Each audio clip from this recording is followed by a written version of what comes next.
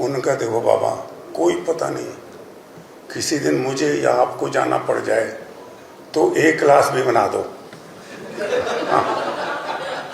کم از کم jail میں آرام سے تو رہیں گے. One day when I was Commissioner Rawalpindi, I got a call from General Zia. وہ کہنے لگے کہ کمشنر صاحب یہ نئی جیل جو بن رہی ہے اڈیالہ جیل، یہ کب ختم ہوگی؟ تو میں نے کہا سر وہ آلموسٹ ختم ہے. کہنے نہیں آپریٹو کب تک ہوگی؟ میں نے another 2 to 3 weeks.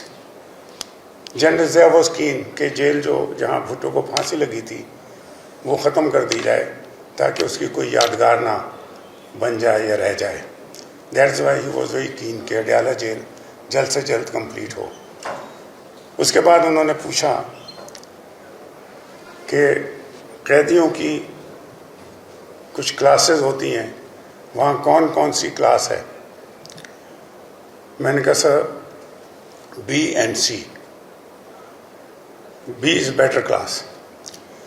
انہوں نے کہا دیکھو بابا کوئی پتہ نہیں، کسی دن مجھے یا آپ کو جانا پڑ جائے تو ایک کلاس بھی بنا دو،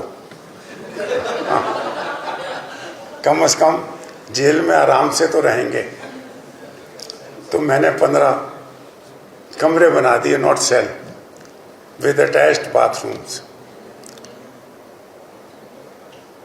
اور جب میں اڈیالہ جیل لے جایا گیا، superintendent jail was taking me to this A class, تو وہاں پتھر لگا ہوا تھا جس پہ لکھا تھا the foundation stone of this building was laid by Mr Muhammad Saeed Mehdi, commissioner Rawalpindi division on such and such date. تو میں نے سپرنٹ صاحب سے کہا، میں نے کہا اسی کا خیال کر لیں، ہاں کم از کم میں نے یہ بنائی ہے، مجھے تو یہاں نہ لے جائیں. انہوں نے کہا سر ہمارے اختیار میں کیا ہے. تو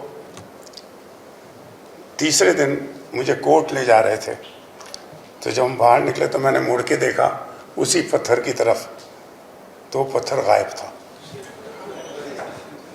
This is a great achievement we can do as civil servants. اس کو ہٹانے سے کوئی میری قید کم نہیں ہو گئی، نہ میری قید بڑھ گئی. پر may be for any reason that happen.